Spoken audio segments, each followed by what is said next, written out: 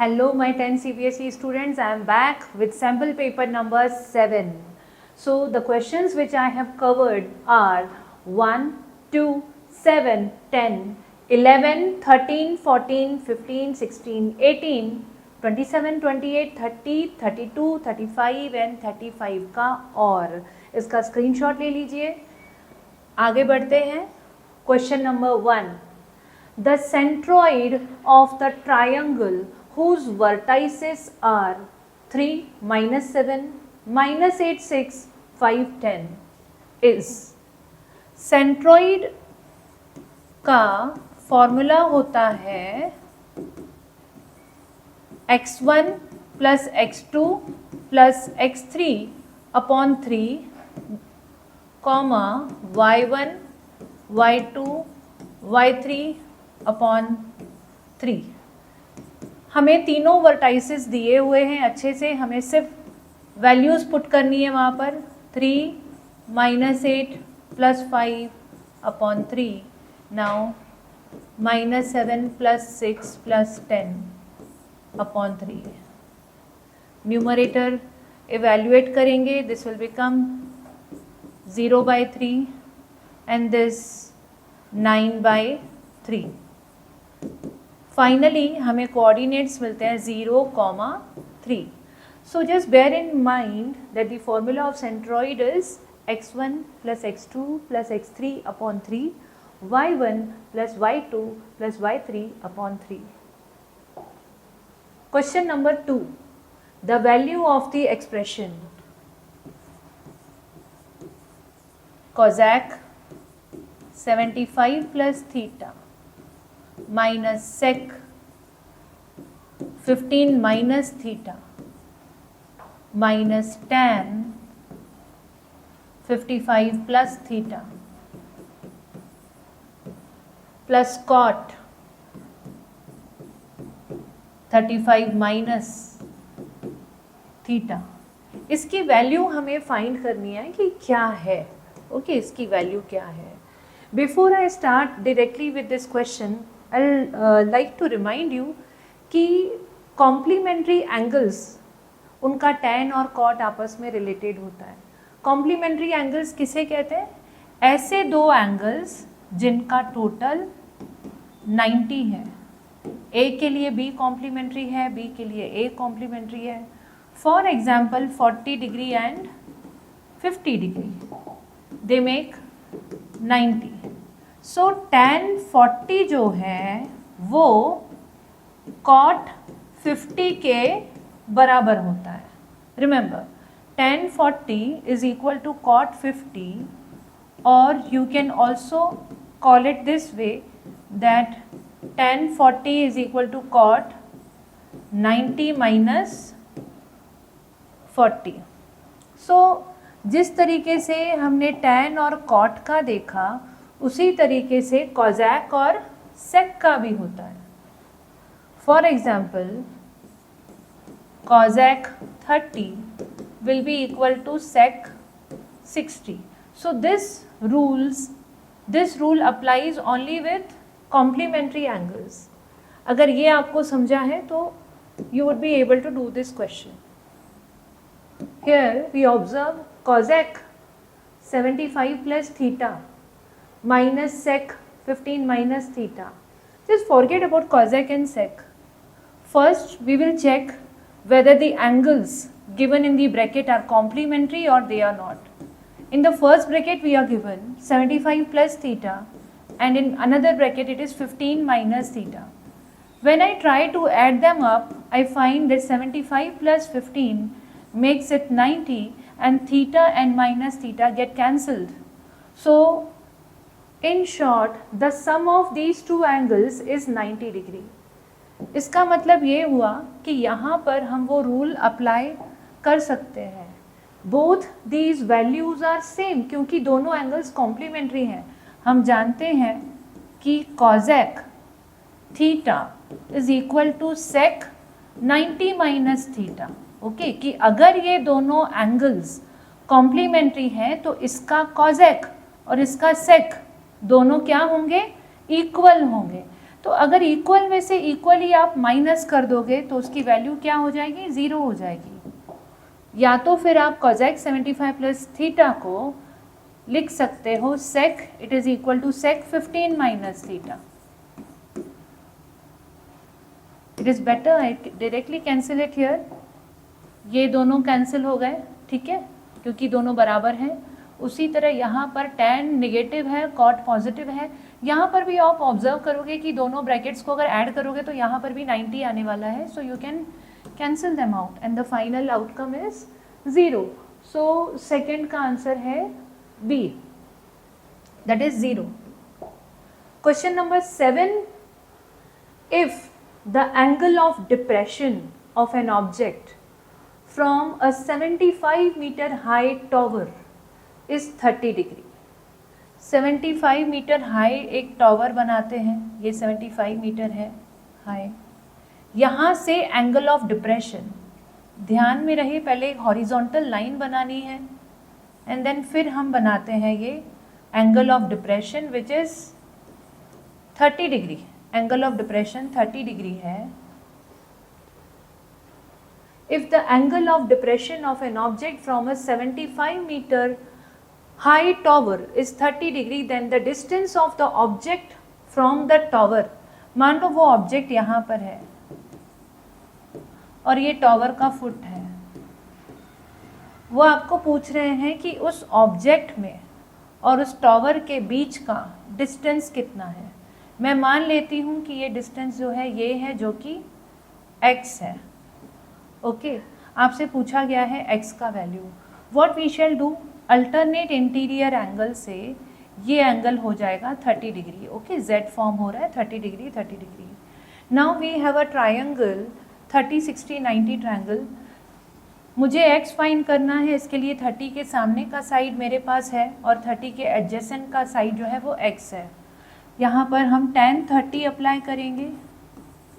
tan 30 is 75 opposite side upon adjacent which is x, 1 upon √3 value है tan 30 का, 75 upon x, cross multiply करेंगे, x is equal to 75 √3।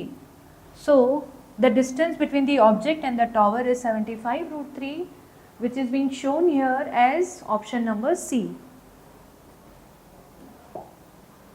Question number 10, surface area and volume का question है, ये interesting है।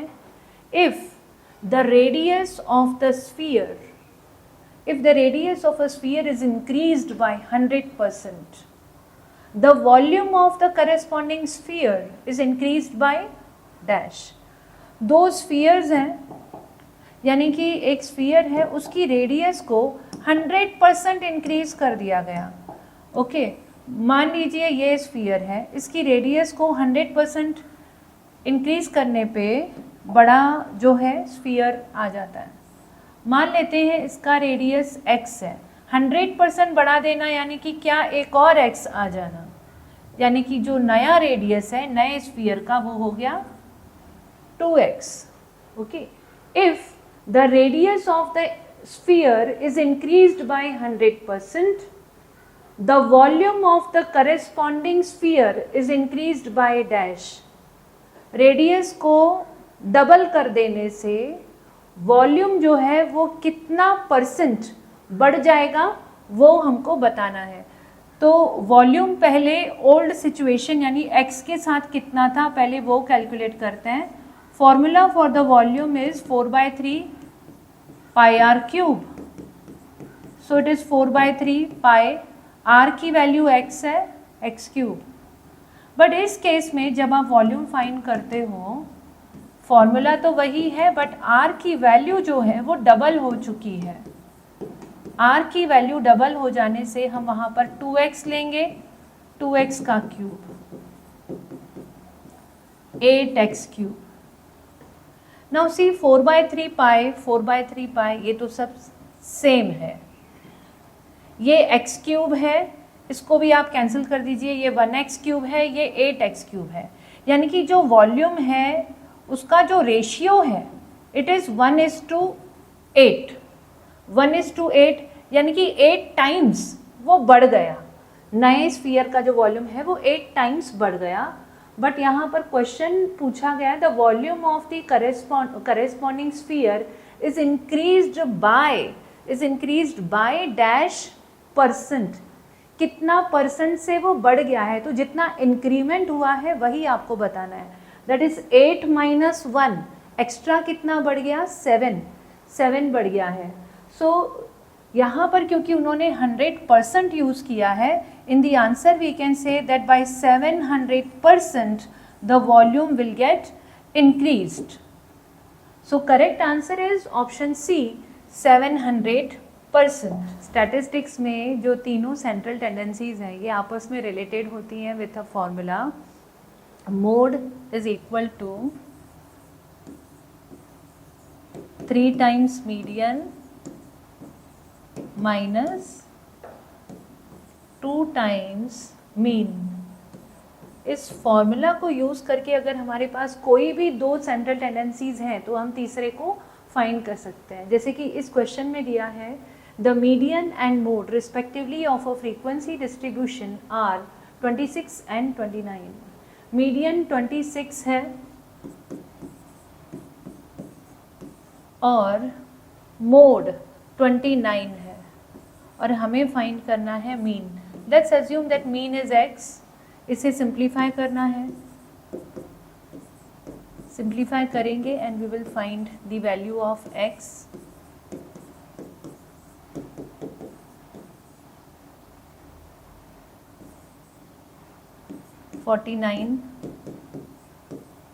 So here we find that the value of x is 24.5, यानी कि जो हमारी मीन है वो है 24.5, ऑप्शन बी, यहाँ पर ऑप्शन बी है। Next question number 13, the 2-digit number which becomes 5/6 of itself when its digits are reversed. The difference in the digits of the number being 1, then the 2-digit number is dash। हमें बोला जा रहा है कि एक 2-digit number है, उन दोनों डिजिट्स के बीच में ना 1 का डिफरेंस है। ये 3 ये 4 हो सकता है या फिर उल्टा भी हो सकता है, ये नंबर 4 और ये 3 भी हो सकता है, कुछ भी हो सकता है। बट कंडीशन क्या दी हुई है हमें कि the 2-digit number which becomes 5/6 of itself when the digits are reversed.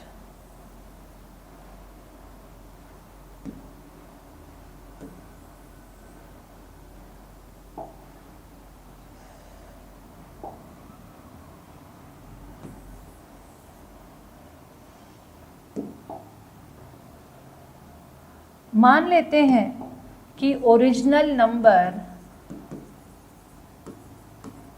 जो है वो है x और दूसरा है y, ये डिजिट्स हैं।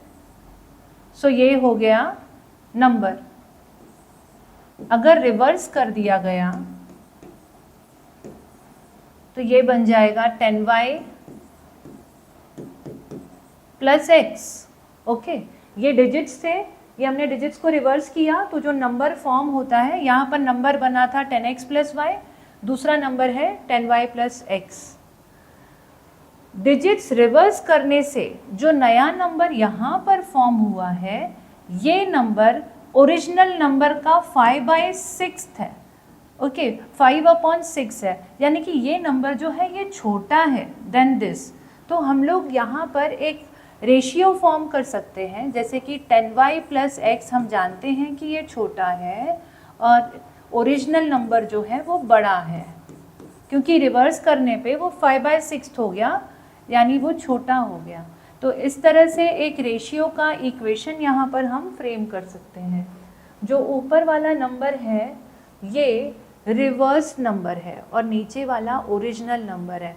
सो reverse upon original is equal to 5/6। इसे क्रॉस मल्टीप्लाई करते हैं तो 60y plus 6x is equal to 50x plus 5y हो गया। ओके हमें अल्टीमेटली x अपॉन y चाहिए, इसको सिंप्लीफाई करते हैं हम। 50x minus 6x is equal to 60y minus 5y। Here we find 44x is equal to 55y.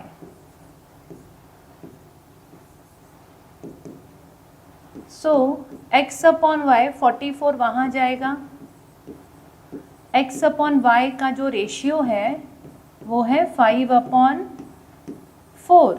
Okay x upon y का हमें रेशियो मिल गया जो कि है 5 अपॉन 4, और हम जानते हैं that the difference in the two digit number is being 1।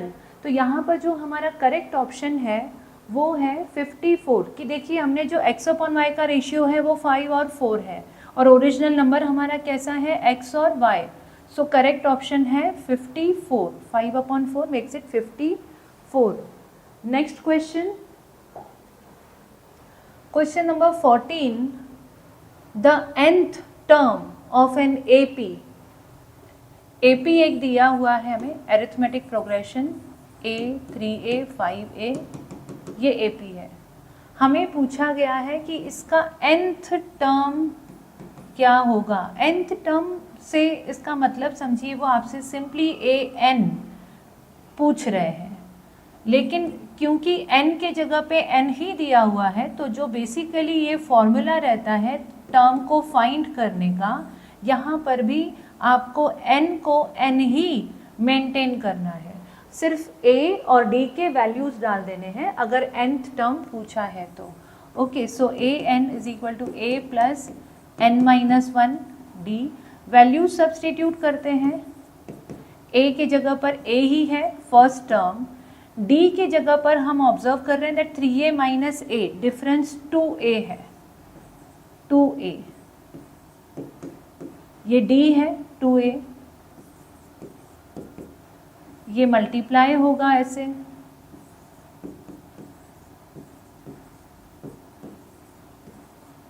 Multiply होने के बाद में ये दोनों लाइक टर्म्स हैं, सो 2an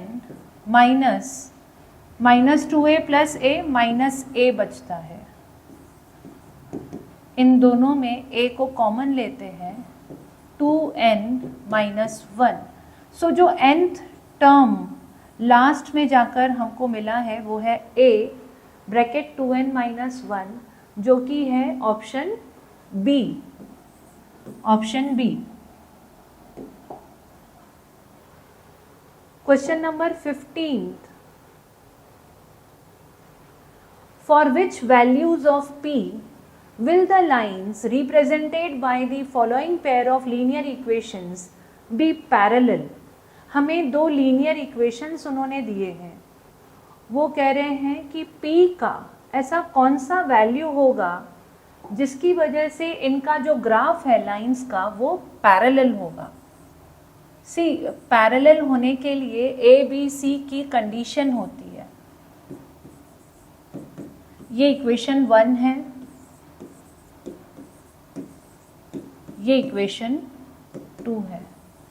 अगर ये दोनों लाइंस पैरेलल लाइंस को इंडिकेट करती हैं तो क्या होता है, a1 by a2 is equal to b1 by b2 but not equal to c1 by c2। तो हम यहाँ पर देख पा रहे हैं a1 by a2 is making 3 upon 6 which is 1 by 2। अभी b1 upon b2 भी आप देख लीजिए, वो हो जाएगा -1 upon -2 which is 1 by 2। So a1 by a2 b1 by b2 दोनों जो हैं 1 by 2 बना रहे हैं, 1 upon 2 बना रहे हैं, बट हम नहीं चाहते कि c1 upon c2 भी 1 by 2 बनाए, क्योंकि वो नहीं होना चाहिए। अगर इन दोनों ने 1 by 2 मेंटेन कर लिया है, बट हमारी कंडीशन क्या है, c1 by c2 की जो वैल्यू है वो 1 upon 2 नहीं होनी चाहिए।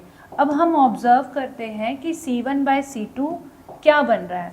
C1 की जगह पर है -5 और C2 की जगह पर है -P।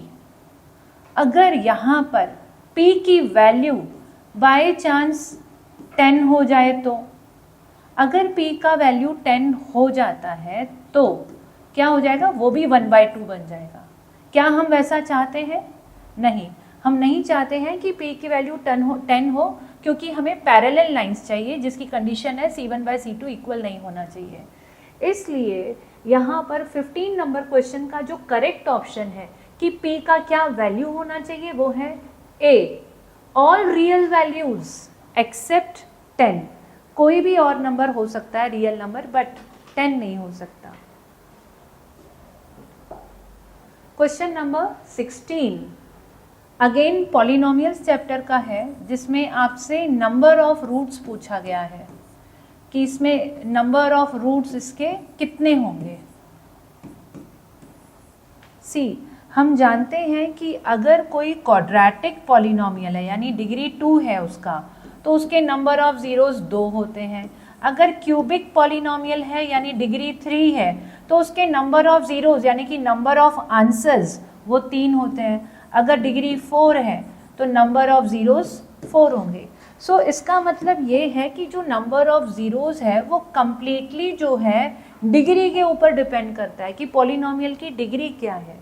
तो हम इस एक्सप्रेशन को थोड़ा आगे सिंप्लीफाई करेंगे और फिर चेक करेंगे कि इस पॉलिनोमियल की डिग्री क्या आ रही है। सिंप्लीफाई कैसे करेंगे, यहाँ पर होल ब्रैकेट है, स्क्वायर है, ओके, तो a plus B the whole square identity लगाएंगे जिससे ये एक्सपांड होगा। ये a स्क्वायर हो गया, ये 2ab plus B square minus X square यहाँ का 0। नाउ ये दोनों लाइक टर्म्स हैं, एक्स स्क्वायर, ये दोनों लाइक टर्म्स को सिंप्लीफाई किया। यहाँ पर जाकर हम स्टॉप हो जाते हैं। x raised to 4 plus x raised to 2 plus 1 equal to 0. Here we are able to observe that the degree of the polynomial is 4. So definitely it will have 4 real roots. So the correct option is option A. Question number 18. Each root of x square minus bx plus c equal to 0 is decreased by 2. The resulting equation is x square minus 2x plus 1 equal to 0. Then see this question, although it is put in MCQ, but it is not going to be so easy. So I just want you to pay more attention to this question. I will read the question again for you. Each root of x square minus bx plus c equal to 0 is decreased by 2. वो कह रहे हैं कि एक equation है, कौन सा equation, X square minus B x plus C equal to 0, ये एक इक्वेशन है। इसके जो भी दो रूट्स हैं, मान लो कि अल्फ़ा और बीटा, ये इसके दो रूट्स हैं। इन दोनों रूट्स को आप 2 से माइनस कर दो। अगर दोनों के रूट्स अगर हम 2 से माइनस कर देंगे तो जो दो नया इक्वेशन बन जाएगा वो होगा X square minus 2x plus 1 equal to 0। अगर ऐसा है कि इसके रूट्स को 2 से कम करने से ये इक्वेशन अगर फ्रेम हो रहा है नया वाला, देन b और c के वैल्यूज क्या होंगे वो हमें बताना है। चलो शुरुआत से करते हैं इस क्वेश्चन को। So existing equation, let's write old equation, new equation in order to understand it a bit better. Old equation is x square minus bx plus c equal to 0, and new equation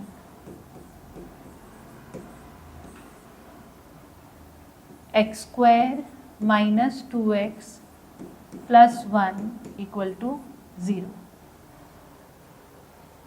इस equation के जो roots हैं उसको अगर हम 2 से reduce करते हैं तो ये इक्वेशन फ्रेम होता है।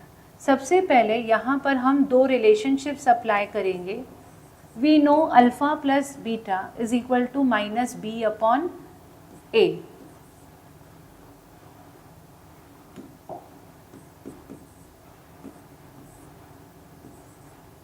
सो इस पुराने इक्वेशन के हिसाब से अल्फ़ा प्लस बीटा मैं फाइंड करने की कोशिश कर रही हूँ। तो ये हो जाएगा बी ए का, क्योंकि बी की जगह पर बी खुद है तो बी ए की जगह पर नंबर 1 है। सो हमें क्या मिला? Equal to 1। In short alpha plus beta की जो वैल्यू हमें मिली है वो मिली है B. As per old equation alpha plus beta का जो वैल्यू मुझे मिला वो मिला बी। कैसे मिला? फर्स्ट रिलेशनशिप को यूज़ करके, alpha plus beta minus B upon A, first relationship को यूज़ करके। अभी दूसरी relationship alpha into beta is equal to C upon A. यहाँ पर सी की जगह पर तो सी ही है, ए की जगह पर 1 है, तो अल्फ़ा इंटू बीटा का जो वैल्यू है वो है C. Let's mark this as 2। Fine. So यहाँ पर आपको ध्यान देना है कि जो हमारी ओल्ड इक्वेशन थी x² minus B x plus C equal to 0, इनकी इस इक्वेशन की मदद से हमने रिलेशनशिप यूज़ किया और हमें 2 चीज़ें ऑब्टेन हुई हैं। Alpha plus beta is equal to B and alpha into beta is equal to C. तो हमें अल्फ़ा प्लस बीटा मिला, लेकिन किसी नंबर के टर्म्स में नहीं मिला है, वो हमें मिला है बी। क्योंकि उस इक्वेशन में खुद में नंबर नहीं है तो नंबर में आंसर आएगा कैसे? Okay, so alpha plus beta is B whereas alpha into beta is C. But आप याद रखो कि हमें क्वेश्चन में बोला गया है कि इन्हीं अल्फ़ा और बीटा में से अगर 2 और 2 रिड्यूस करोगे तो ये दूसरा इक्वेशन बनता है, राइट? तो यही दोनों रिलेशनशिप्स को, इन दोनों को हम यहाँ पर भी फाइंड करेंगे। और यहाँ पर क्योंकि हमको प्रॉपर नंबर्स दिए गए हैं, तो जिस तरीके से यहाँ हमको अल्फ़ा प्लस बीटा बी मिला था, लेकिन यहाँ पर जब हम इसे यूज़ करेंगे तो हमें प्रॉपर नंबर में उसका आंसर आ जाने वाला है। अब इस इक्वेशन को आप ध्यान से देखो। हमें दिया गया है x² minus 2x plus 1 is equal to 0। इसका मतलब अगर इस इक्वेशन को हम स्टैंडर्ड फॉर्मेट के साथ ये करें, जोड़ के देखें, तो sum of roots should be equal to minus B upon A. और इसके रूट्स क्या है? ओके, इस इक्वेशन के रूट्स क्या हैं? इनके रूट्स से 2 कम। ओके, मैं इसे वर्ड्स में लिखती हूँ better. Sum of roots is -2। Okay, -2 हो, माइनस माइनस हो जाएगा, प्लस आ जाएगा। Sum of roots is 2 if you compare it with the, C ये सम ऑफ रूट्स है। अगर आप इस फॉर्मेट के साथ कंपेयर करते हो, माइनस माइनस चला गया, यानी कि सम ऑफ रूट्स कितना है? 2 है। Fine. So sum of roots जो है वो 2 है। और इसके रूट्स हैं क्या? इसके रूट्स हम जानते हैं, जैसे इसके रूट्स अल्फ़ा और बीटा थे, तो इसके रूट्स होना चाहिए अल्फ़ा -2 और बीटा -2। ये इसके रूट्स होने चाहिए। इन दोनों का जो सम है it should be equal to 2। I hope आप समझ पा रहे हो कि जो भी इसके रूट्स हैं उसको 2 से कम कर दिया तो नए रूट्स आ गए। And why it is equal to 2? If you compare this with the format, आपको पता चलेगा sum of roots is 2। So when you open the bracket now and we sum them up, we get this. So -4 right में गया तो alpha plus beta का value हमको मिल गया 6। तो जो वैल्यू यहाँ पर अल्फ़ा प्लस बीटा का b मिला था, वही अल्फ़ा प्लस बीटा का वैल्यू यहाँ 6 मिला है। In other words we have nothing but we got the value of b as 6। b का वैल्यू 6 मिल गया। मैं एक बार रिपीट करती हूँ, ये हमारा ओरिजिनल इक्वेशन है x square minus B x plus C, जिसके ऊपर हमने रिलेशनशिप लगाया अल्फ़ा प्लस बीटा और alpha into beta. Alpha plus beta से बी मिला, अल्फ़ा इंटू बीटा से सी मिला। नाउ हमें दूसरी इक्वेशन दी गई है और इस इक्वेशन के लिए ये बोला गया कि इसकी जो दोनों रूट्स हैं उससे 2 कम इसकी रूट्स हैं। So alpha minus 2 plus beta minus 2 it has to be equal to 2। इसको सिंप्लीफाई करने पे हमें मिला है alpha plus beta equal to 6, यानी बी का वैल्यू 6। इसी तरह इसी इक्वेशन में हम अल्फ़ा इंटू बीटा भी लगाएंगे, यानी कि दूसरा रिलेशनशिप, ताकि हमें c का वैल्यू भी मिले। As per this equation alpha into beta has to be equal to c upon a। Okay, alpha into beta हम जानते हैं इसका ये है alpha minus 2 beta minus 2। c की जगह पर यहाँ पर 1 है, a की जगह पर भी 1 है। So alpha minus 2 beta minus 2 is equal to 1। इसे प्रॉपरली आप मल्टीप्लाई कर दीजिए, alpha beta minus 2 alpha minus 2 beta plus 4 equal to 1। Now इन दोनों में हम 2 कॉमन ले लेते हैं, minus 2 alpha beta alpha plus beta minus 1 को लेफ्ट में ले आए। अल्फ़ा प्लस बीटा का वैल्यू हमें ऑलरेडी 6 मिल चुका है। सो 2 into 6 12 3। So alpha into beta minus 9 is equal to 0, यानी अल्फ़ा इंटू बीटा का जो वैल्यू है वो है माइनस 9 राइट में गया, positive 9। So alpha into beta का वैल्यू 9 मिला है। अल्फ़ा इंटू बीटा हमें ऑलरेडी मिल चुका था c।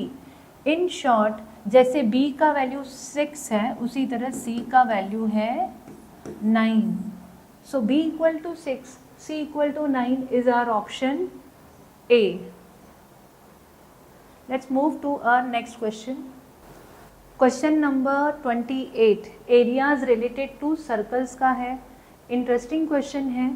से यहाँ पर एक सर्कल हमें दिया गया है जिसकी रेडियस 6 है और एक ट्रायंगल इस तरीके से फॉर्म हुआ है। ये इक्विलैटरल ट्रायंगल है जिसका जो साइड है वो है 12। ओके, इक्विलैटरल ट्रायंगल है जिसका साइड 12 है। जब ये जो ट्रायंगल है सर्कल के एक सेक्टर के ऊपर ओवरलैप हो रहा है, ओके, तो इस सेक्टर का जो थीटा रहेगा वो रहेगा 60 डिग्री, क्योंकि इक्विलैटरल ट्रायंगल है तो ये एंगल भी 60 डिग्री होगा। हमें एरिया फाइंड करना है उस रीजन का जहाँ पर पूरा प्लेन वाइट है, यानी कि आप देख सकते हो कि ये जो मेजर सेक्टर है सर्कल का मेजर सेक्टर, इसका एरिया निकालना है और ट्रायंगल का जो बचा हुआ वाइट पार्ट है इसका एरिया निकालना है। We have to exclude this sector, इस सेक्टर का एरिया हमें नहीं चाहिए। तो सिर्फ प्लेन जो वाइट रीजन है उसका एरिया निकालना है। तो मेथड क्या रहना चाहिए? Area of major sector plus area of triangle minus area of this sector. इस सेक्टर को माइनस क्यों करना है? क्योंकि हमारे क्वेश्चन में वो अनशेडेड है, ओके।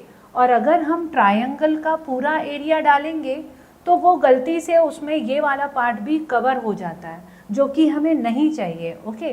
ट्रायंगल में ये सेक्टर का एरिया भी आ जाएगा और हम चाहते हैं कि सेक्टर का एरिया हमें ना मिले, इसलिए we will add area of major sector plus area of triangle but subtract area of sector so that this sector is not included. यहाँ पर मैंने फॉर्मूलाज लिखे हैं एरिया ऑफ मेजर सेक्टर का theta by 360 into pi r square. उसी तरह minor sector के लिए भी सेम फॉर्मूला है, area of equilateral triangle is √3/4 multiply by a square. 1 by 1 हम तीनों फाइंड करते हैं क्योंकि फाइनल आउटकम के लिए हमें तीनों एरियाज लगेंगी। Now area of major sector is equal to theta by 360 into pi r square. तो थीटा यहाँ पर 360 कंप्लीट होता है, जिसमें से 60 गया तो 300 upon 360 into pi r square यानी कि 36। सो ये हमने कट किया 0 0, 36 cancel. So 660 upon 7 is the area of the major sector. Let's mark this as 1. Now area of minor sector भी निकाल लेते हैं हम। 60 by 360 22 by 7 into 36, 0 0 cancel, 36 cancel,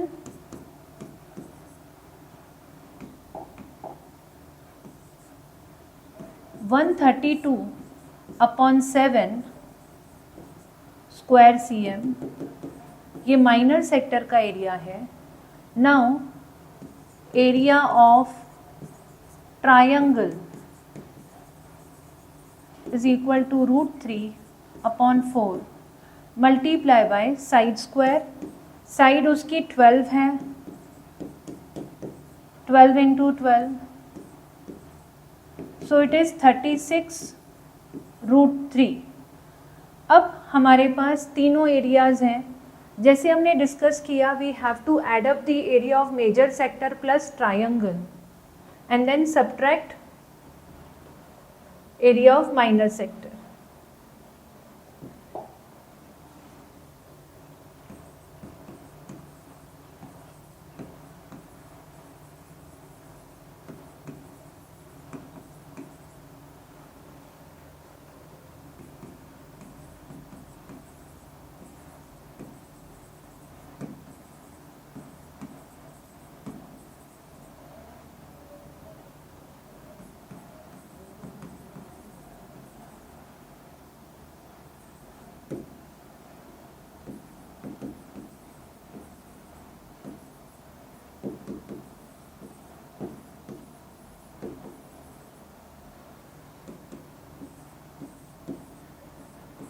six 60 upon 7 plus area of triangle 36 √3। आप √3 को 1.73 से भी इवेल्युएट कर सकते हैं and area of minor sector is 132 upon 7। Students, आप इसको फर्दर सिंप्लीफाई करिए, आपको फाइनल आंसर आएगा 137.77 समथिंग। आगे आप सिंप्लीफाई कर सकते हैं इसे। So moving to next question, question number 30। If the point C divides internally the line segment joining the points A 25 and B xy in the ratio 3:4, find the value of x square plus y square। यहाँ पर diagram बनाया है मैंने, coordinate geometry chapter का question है। A B एक segment है जिसको सी आकर के डिवाइड करता है 3:4 के रेशियो में। हमें कोऑर्डिनेट्स दिए गए हैं ए के भी और सी के भी, बट बी के कोऑर्डिनेट्स जो हैं वो एक्स और वाई मेंशन किया है और हमें फाइंड करना है x square plus y square. यहाँ पर हम सेक्शन फॉर्मूला यूज करके बी के कोऑर्डिनेट्स को फाइंड कर सकते हैं। सेक्शन फॉर्मूला इज सी के कोऑर्डिनेट्स फाइंड करने के लिए, यानी कि जो पॉइंट इंटरनली डिवाइड करती है उसके कोऑर्डिनेट्स फाइंड करने के लिए ये फॉर्मूला होता है m x2 n x1 m plus n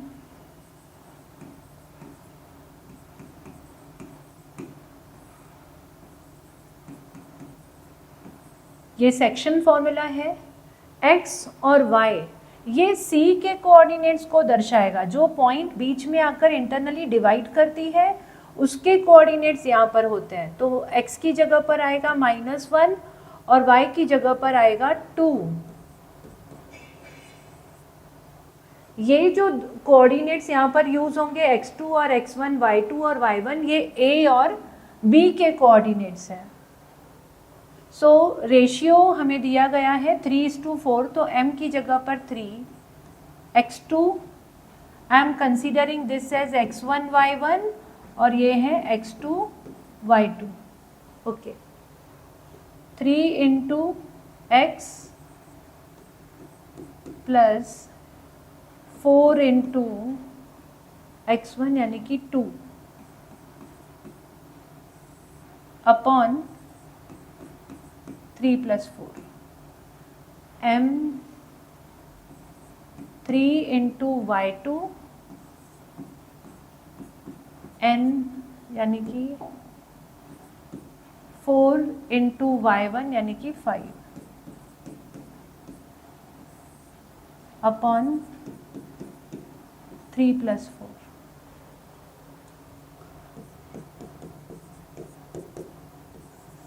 three into x 3x, 8, 3 plus 4 7, 3y, 4 5s are 20।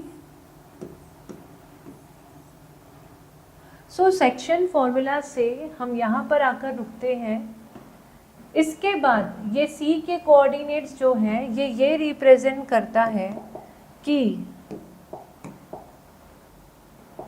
ये जो पूरा एक्सप्रेशन है ये -1 है, उसी तरह ये पूरा जो एक्सप्रेशन है ये 2 है। इनको आपस में हम इक्वेट करेंगे, x वाले पार्ट को x के साथ, y वाले पार्ट को y के साथ। -1 is equal to 3x plus 8 upon 7, 7 left में आया, so 3x is equal to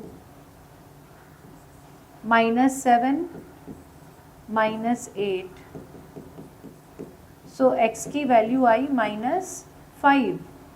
उसी तरह y के लिए ये वाला पार्ट 2 के साथ इक्वेट हो जाएगा, क्रॉस मल्टीप्लाई, 20 राइट में जाएगा तो -6, y is equal to -2। So x और y दोनों हमें मिल चुके हैं, x -5 है और y -2 है। जो हमें फाइंड करना है उसमें वैल्यूज डालेंगे, 25 प्लस 4, सो आंसर इज 29। ये मैंने रफली किया है, आपको क्लियर प्रेजेंटेशन के साथ फाइंड करना है। So this is how we find x square plus y square is equal to 29। Question number 32, A, B and C are the sides of a right triangle where C is the hypotenuse. A circle of radius r touches the sides of the triangle.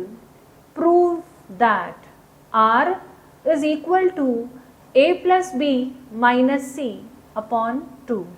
ये question है circle chapter का, जिसमें एक right angle triangle को भी involve किया गया है। सी हमें बताया गया है कि एक ऐसा सर्कल है जो राइट एंगल ट्रायंगल के तीनों साइड्स को टच करता है। ओके, जैसा कि हम इस डायग्राम में दिखा पा रहे हैं। अगर आपको ये डायग्राम समझ गया फिर तो वो टू प्रूव करना बहुत बहुत सिंपल होगा। सिर्फ डायग्राम आपको खुद को बनाना है, क्योंकि क्वेश्चन में नहीं दिया है। अगर डायग्राम करेक्टली बना दिया उसके बाद में सम बहुत बहुत सिंपल है। So let's begin. सी इसमें बोला गया है कि एक राइट एंगल ट्रायंगल है जिसके साइड्स क्या हैं, स्मॉल a, स्मॉल b और स्मॉल c। ये जो तीनों a b c साइड्स हैं ये उसकी मेजरमेंट्स हैं। ओके, जिसमें बोला गया है कि c जो है स्मॉल c ये मेजरमेंट है हाइपोटेन्यूस का। तो इस राइट एंगल ट्रायंगल में हाइपोटेन्यूस ये 90 डिग्री है, तो हाइपोटेन्यूस यानी ये हुआ जिसका मेजरमेंट है c। आपको क्या करना है, इस राइट एंगल ट्रायंगल को भी तो नेम करना है आपको। तो ये जो स्मॉल सी इसका मेजरमेंट है हाइपोटेन्यूज का, एकदम से उसके ऑपोजिट वाला जो वर्टेक्स है उसको आप कैपिटल सी नेम कर दीजिए। ओके, लाइकवाइज बाकी के जो दो वर्टाइसेस बचे हैं, let's name this vertex as A. अगर ये वर्टेक्स ए है तो उसके सामने वाला जो साइड है उसका मेजरमेंट होगा ए। उसी तरह if I consider this vertex as B, तो उसके सामने वाला ये वाला जो साइड है वो हो गया, इसका जो मेजरमेंट है वो बी हो गया। तो स्मॉल ए, स्मॉल बी, स्मॉल सी, ये तीनों एक राइट एंगल ट्रायंगल के साइड्स के मेजरमेंट है और कैपिटल ए बी सी उसका नाम है, उसके वर्टाइसेस का नाम है। अंदर जो सर्कल है उसका सेंटर है ओ। आई होप इतना सा पार्ट आपको क्लियर है। यहाँ पर ये भी दिया है a circle of radius small r, यानी कि सर्कल का रेडियस भी हमें दिया गया है जो कि है स्मॉल आर। तो यहाँ पर इस पॉइंट को हम P नाम दे देते हैं और इसे Q। OP और OQ being the radii of the same circle, both of them should have the same measurement, that is small r. Okay, so radii सारी क्लियर हैं, सारे साइड्स का मेजरमेंट अब तक क्लियर है। इसके बाद में जब पूरा डायग्राम यहाँ तक क्लियर हो गया, आपको सबसे पहले ये जो छोटा सा क्वाड्रिलेटरल दिख रहा है इसे स्क्वायर प्रूव करना है, जो कि बहुत सिंपल है। इसको स्क्वायर प्रूव करना बहुत सिंपल है क्योंकि आप देख पा रहे हो कि एंगल P भी 90 होगा। C तो दिया है क्वेश्चन में 90 होगा, तो P और Q दोनों 90 होंगे क्योंकि पॉइंट ऑफ कांटेक्ट पर 90 डिग्री के एंगल्स बन रहे हैं। अब जब इसकी वजह से जब 390 के एंगल हो गए इस क्वाड्रिलेटरल में, तो ऑफकोर्स चौथा एंगल भी 90 ही होगा। सो एंगल O भी 90 हो गया। तो in this way we find that POQC this quadrilateral has all the four angles as 90 degree. Apart from that, we also observe that PO and OQ have the same measurement R. So it's a rectangle having adjacent sides equal. In other words, POQC is not a rectangle, it's a square. Basically वो square हो गया क्योंकि चारों angle 90 है plus adjacent sides equal है। तो अगर OP और OQ RR हैं, स्क्वायर होने की वजह से चारों साइड्स इक्वल हो जाएंगे और चारों के चारों क्या हो गए, R R R R, चारों साइड्स R हो गए। ओके, तो हमने क्या किया, POQC को एक स्क्वायर प्रूव करके उसके चारों साइड्स को हमने R प्रूव कर दिया। नाउ हम जानते हैं कि एक्सटर्नल पॉइंट से जो टेंजेंट्स निकलते हैं वो इक्वल होते हैं। सो AP and AC will be equal, BQ BC will also be equal. लेकिन पहले AP का वैल्यू समझना होगा कितना है। हम जानते हैं कि पूरा जो AC है उसका मेजरमेंट क्वेश्चन में दिया हुआ था B, जिसमें से ये R वाला पार्ट अगर माइनस कर दिया जाए तो AP कितना बचेगा, AP हमें मिलेगा B माइनस R। सो AP की वैल्यू है B माइनस R। उसी तरह अगर आप इस तरफ देखोगे तो BC का जो पूरा मेजरमेंट है वो है A। सो BQ कितना होगा, BQ will be BC minus CQ, CQ R है, सो ये होगा A minus R। Fine, now AP B minus R है और BQ A माइनस R है। AP और BQ के मिलने के बाद में हमें टेंजेंट थ्योरम यूज करना है which says that AP and AC are equal. तो AC का वैल्यू भी कितना हो जाएगा, B माइनस R हो जाएगा। उसी तरह यहाँ पर भी BQ A माइनस R है तो BC भी A माइनस R हो जाएगा। Fine. So this is how we found AC and BC both. अब सिंपल सा एक काम करना है. AB is equal to what? Can I say that AB is equal to AC plus BC? Yes, क्योंकि AC और BC दो segments को जोड़कर AB बना है. So AB full is equal to AC plus BC. Now AB का full value हम जानते हैं वो C है, जो कि दिया है क्वेश्चन में. AC as we found now it is B minus R और BC जो है वो है A minus R. इसको सिंप्लीफाई करेंगे तो R माइनस R वो हो जाएगा -2R. Okay, -2R. अब आप क्या करिए, C को राइट में शिफ्ट कर दीजिए, -2R को लेफ्ट में शिफ्ट कर दीजिए. उल्टा कर देंगे अभी हम. तो -2R जब लेफ्ट में आएगा वो पॉजिटिव 2R हो जाएगा और राइट में C शिफ्ट हो जाता है तो वहाँ जाकर वो -C हो जाता है. Now R 2 will shift to right hand side, A plus B minus C और 2 वहाँ शिफ्ट होके upon 2. So this is how we obtain that R is equal to A plus B minus C upon 2. यही हमें prove करना था, जो कि हो गया. मैं एक बार क्विक समरी देती हूँ आपको. ये ट्रायंगल हमको ड्रॉ करना है और सर्कल. इस ट्रायंगल में ये ध्यान देना है कि कैपिटल A के सामने स्मॉल a उसकी मेजरमेंट है, कैपिटल B के सामने स्मॉल b उसकी मेजरमेंट है. 90 डिग्री का एंगल C है जिसके सामने वाली साइड हाइपोटेन्यूज C है. उसके बाद में यहाँ पर जो क्वाड्रिलेटरल बनता है इसका हर एक एंगल 90 होगा. ये प्रूव करना है हमें, क्योंकि पॉइंट ऑफ कांटेक्ट पे 90 डिग्री के एंगल बनेंगे. C तो ऑलरेडी 90 दिया है और क्योंकि OP और OQ दोनों रेडियाए हैं, ये क्वाड्रिलेटरल एक स्क्वायर प्रूव हो जाता है, जिसकी वजह से चारों साइड्स R हो गई. R मिलने के बाद में हमने BQ फाइंड किया एज A माइनस R, फिर हमने AP फाइंड किया एज B माइनस R. उसके बाद में AP और AC इक्वल हो गए, यहाँ पर BQ और BC इक्वल हो गए. तो हमें ये जो पूरा सेगमेंट है AB, इसके दोनों सब सेगमेंट्स हमको मिल गए, AC और BC. इसके आगे हमने कुछ नहीं किया है, बस उन दोनों को ऐड कर दिया है. AC plus BC is equal to AB और इसको ऐड करने पे we simplified and we found what we had to prove. So let's move to next question now. Question number 35. Application of trigonometry के दो question हैं 35 में, एक और में है. हमने पहले वाला अभी पिक किया है जिसमें बोला गया है a vertical tower stands on a horizontal plane. ये हॉरिजॉन्टल प्लेन है BC जिसके ऊपर ये वर्टिकल टॉवर है PB. Okay, vertical tower PB है. Now this tower is surmounted by a flag staff of height 6 metre.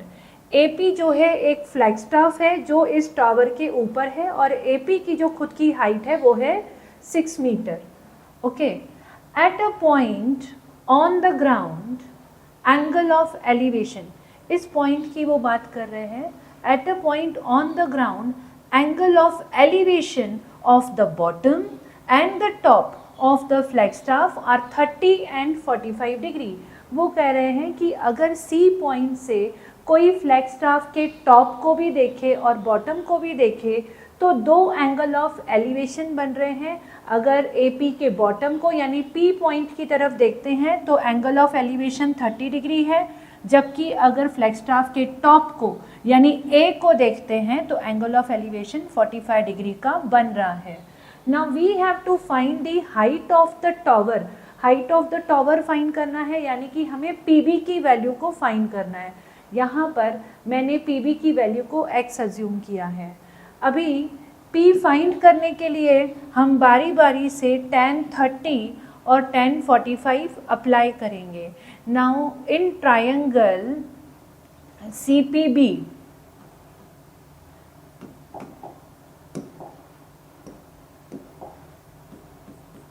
in triangle CPB, if I apply tan 30 degree, it should be equal to PB upon BC, opposite upon hypotenuse, sorry opposite upon adjacent. tan 30 का value होता है 1/√3, PB x है और BC को हम BC ही लिखेंगे. इसे cross multiply करते हैं तो हमें BC का वैल्यू मिलता है √3x. ओके, हमें BC का वैल्यू अगर छोटे वाले ट्रायंगल में PBC में अगर हम tan 30 अप्लाई करते हैं तो हमें वैल्यू मिला है BC का as √3x. We will mark this value of BC as 1. Now we shall again apply tan 45 degree in triangle ABC. In triangle ABC, tan 45 is equal to AB upon BC. tan 45 का value आएगा 1, AB x plus 6 और BC को BC ही note करेंगे. यहाँ पर भी हम cross multiply करेंगे तो BC का वैल्यू मुझे मिलता है x plus 6. सो बड़े ट्रायंगल ABC में जब हम वैल्यू ये tan अप्लाई करते हैं तब हमें दोबारा से BC का वैल्यू मिलता है जो कि है x plus 6. अब हम ये क्लेम करेंगे कि दोनों भी वैल्यूज़ जो हैं वो BC की ही हैं. इसके लिए ये दोनों BC की जो वैल्यूज़ हैं वो आपस में इक्वल होने चाहिए. So here we will claim that from 1 and 2 √3x should be equal to x plus 6, क्योंकि दोनों जो वैल्यूज़ हैं BC की ही हैं. Now √3x minus x is equal to 6. x common लिया, √3 minus 1 इक्वल टू 6. √3 को आप 1.73 भी कर सकते हैं. √3 minus 1 को मैं फिलहाल राइट में शिफ्ट कर रही हूँ. So x is equal to, denominator rationalise करेंगे, √3 plus 1, डिनोमिनेटर में √3 स्क्वायर माइनस 1 स्क्वायर हो जाएगा, a minus b a plus b. So x is equal to 6 √3 plus 1 upon 3 minus 1 which is 2. So x is equal to 3 और यहाँ पर √3 का value डाल देते हैं.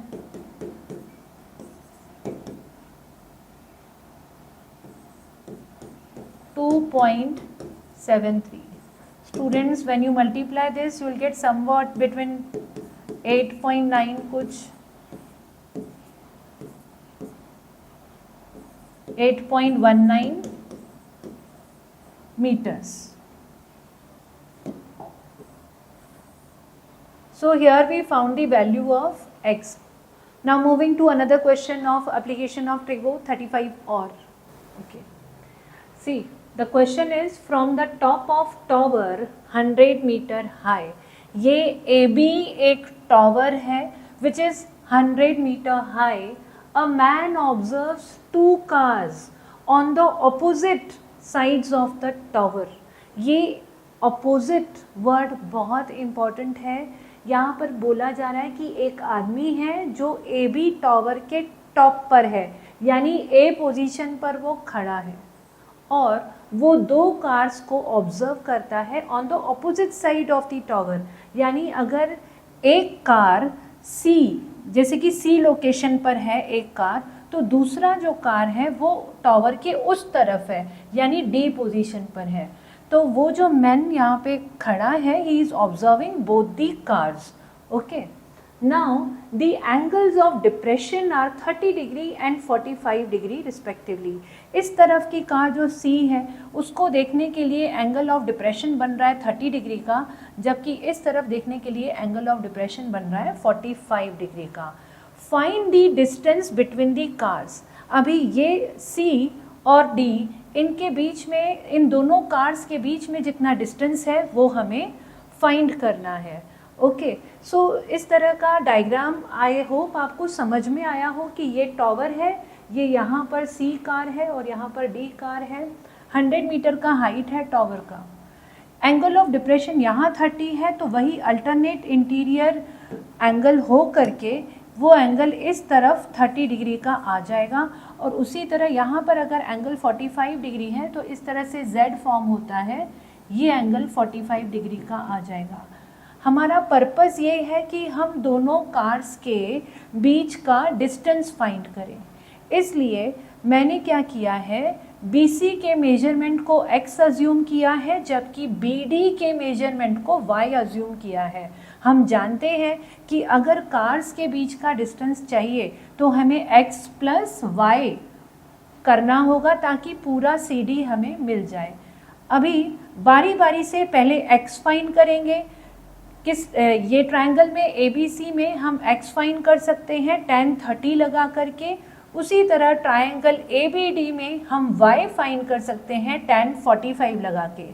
जब दोनों X और Y के वैल्यूज़ आ जाते हैं, सिंपली हमें CD फाइंड करने के लिए X प्लस Y ही करना है।